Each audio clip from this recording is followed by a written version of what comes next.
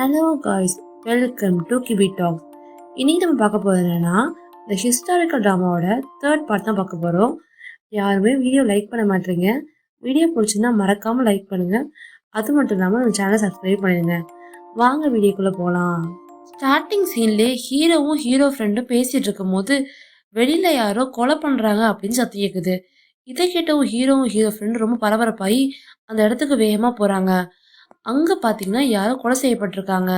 அவங்களோட தலையை துண்டா வெட்டி கொலை பண்ணியிருக்காங்க. அவர் வந்து பார்த்தீங்கன்னா மெங்குன்னு சொல்கிறாங்க. அவர் அந்த படகுலாம் ஓட்டுறவர், அவரை தான் கொலை பண்ணிட்டாங்க அப்படின்னு சொல்கிறாங்க. ஹீரோவும் ஹீரோ ஃப்ரெண்டும் கிட்டக்க பாடியை இன்வெஸ்டிகேட் பண்ணிட்டு இருக்கும்போது அந்த அதிகாரி சொல்கிறாரு, இவரும் டியான் இறந்த மாதிரி தான் இறந்து போயிருக்காரு. ஆனால் ஒரு வித்தியாசம் என்னன்னா, இவர் இறந்ததை 2 பேர் பார்த்துருக்காங்க அப்படின்னு சொல்கிறாங்க. அவங்கள கூப்பிடும்போது அவங்க சொல்கிறாங்க, நாங்கள் இந்த மாதிரி நடந்து போயிட்டு இருந்தோம். அந்த மாதிரி நேரத்தில் அந்த ஒரு பேய் வந்து இவர் தலையை வெட்டி கொலை பண்ணுச்சு. நாங்கள் 2 கண்ணால் பார்த்தோம் அப்படின்னு சொல்கிறாங்க. உண்மையிலே நீங்கள் பேய் தான் பார்த்தீங்களா அப்படின்னு கேட்கும்போது, கண்டிப்பாக அது பேய் தான். அது ரெட் கலர் ட்ரெஸ் போட்டிருந்துச்சு. அது மட்டும் இல்லாமல் முடியெல்லாம் தலையை விரிச்சு போட்டிருந்துச்சு அப்படின்னு சொல்கிறாங்க. இந்த மெங் யாருன்னு பார்த்தீங்கன்னா, ஹீரோட வந்து யூ அண்ணன் இருக்கிற இடத்த காட்டினார்ல, அவர் தான் அந்த மெங். அந்த மாதிரி நேரத்தில் அந்த யூவோட அண்ணன் வந்து கண்டிப்பாக கடவுள் தண்டனை கொடுத்துட்டாரு, ரொம்ப சந்தோஷம், என் தங்கச்சி ஒவ்வொருத்தரை கொண்டுட்டு இருக்கா அப்படி இப்படின்னு சொல்லிட்டு ஏதோ பண்ணாத்திட்டு பேசிட்டு போறாரு. இதை பார்த்த ஹீரோ, இவர் மேலேயும் ஒரு கண்ணு வச்சுக்கணும் அப்படின்னு சொல்லிட்டு ஹீரோ ஃப்ரெண்ட்டை சொல்றாரு. அடுத்த சீனே பார்த்தீங்கன்னா, அந்த மேல் அதிகாரி வந்து ஒரு ஆளை நான் கூப்பிட்டு வந்திருக்கேன், அவங்களால இந்த பேய்கிட்டலாம் பேச முடியும், ஸோ நம்ம பிரச்சனை சால்வ் ஆயிடுன்னு சொல்லிட்டு ஒருத்தவங்க கூப்பிட்டு வராங்க. அவங்க பேர் பார்த்தீங்கன்னா ஷென்னு. அவங்க ஷென் ஃபேமிலியும் வந்திருக்காங்க. பொதுவாக ஷென் ஃபேமிலி எல்லாருமே அந்த கோஸ்ட் கிட்ட பேசுறதா சொல்றப்பது. ஹீரோவும் ஹீரோ ஃப்ரெண்டும் கேஸ் பற்றி டிஸ்கஸ் பண்ணிட்டு இருக்கும்போது அந்த மாதிரி நேரத்தில் ஹீரோ ஃப்ரெண்ட் சொல்றாரு, இது கண்டிப்பாக கோஸ்ட் தான் பண்ணியிருக்குன்னு நினைக்கிறேன்.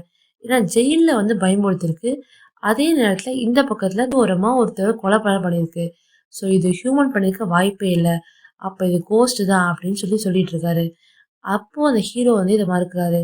கண்டிப்பாக இது கோஸ்ட்டாக இருக்கவே முடியாது, ஹியூமன் தான் பண்ணியிருக்கணும். ஹீரோ ஃப்ரெண்ட்ஸ் சொல்றாரு, எப்படி பண்ணியிருக்க முடியும், ஹியூமனால ரெண்டு ரெண்டு இடத்துல ஒரே சமயத்தில் எப்படி இருக்க முடியும் அப்படின்னு கேட்கும்போது, கண்டிப்பாக ஒரு சாதாரண மனுஷனால முடியாது.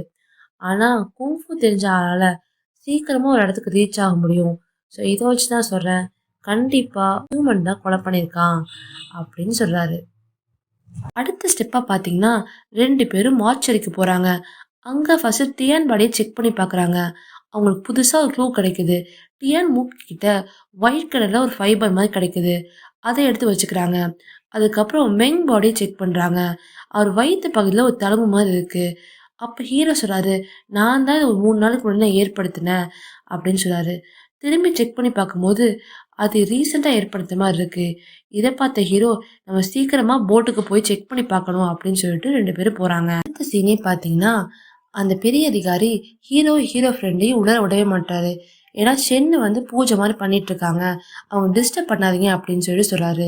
அதுக்கு ஹீரோ சொல்கிறாரு, என்ன தானே இன்வெஸ்டிகேட் பண்ண சொன்னீங்க, நீங்கள் என்ன புதுசாக ஆளை விடுறீங்க அப்படின்னு சொல்லிட்டு கோவப்பட்டு இருக்காரு. அங்கே வந்து ஷென், பார்ப்போம் நீங்கள் கண்டுபிடிக்கல இல்லை நான் கண்டுபிடிக்கலன்னு சொல்லிட்டு ஒரு நக்கலாக சிரிச்சுட்டு போகிறாங்க. அதுக்கப்புறம் போன ஹீரோ அதை சுற்றி முற்றி ரூமை செக் பண்ணி பார்க்குறாரு. ஹீரோ போன ரூம்லேருந்து ஒரு சத்தம் கேட்குது. இதை கேட்ட அந்த பெரிய அதிகாரி ஹீரோ ஃப்ரெண்டும் ஹீரோக்கு எதோ ஆச்சுன்னு சொல்லிட்டு வேகமாக அந்த இடத்துக்கு போகிறாங்க. அங்கே பார்த்தீங்கன்னா ஹீரோ கூலாக உட்காந்துருக்காரு. சோல்ஜரை ஹீரோ தான் கத்த சொல்லியிருக்காரு, அதனால தான் அவர் கத்தியிருக்காரு. அது ஏன் பண்ணேன்னு இப்போ எக்ஸ்பிளைன் பண்ணுறாரு. இதை ஏன் நான் சொல்கிறதுக்கு முன்னாடி இந்த பாக்ஸை செக் பண்ணி பாருங்கன்னு சொல்கிறாரு.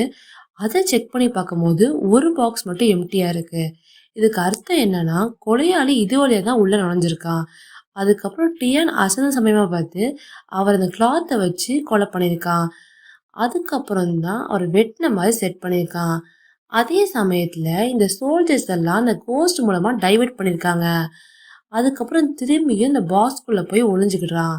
ஸோ இப்படி தான் இந்த கொலை நடந்திருக்குன்னு ஹீரோ எக்ஸ்பிளைன் பண்ணுறாரு. அதுக்கப்புறம் நடக்கணும்னு அடுத்த பாட்டை பார்க்கலாம். இந்த வீடியோ பிடிச்சிருந்தா மறக்காமல் லைக் பண்ணுங்கள். அது மட்டும் இல்லாமல் சேனல் சப்ஸ்கிரைப் பண்ணிட்டு பாருங்கள். நிறைய பேர் சப்ஸ்கிரைப் பண்ணாமல் பார்க்குறீங்க, மறக்காமல் சப்ஸ்கிரைப் பண்ணுங்கள். அது மட்டும் இல்லாமல் உங்கள் சப்போர்ட்டையும் கொடுங்க. தேங்க்யூ.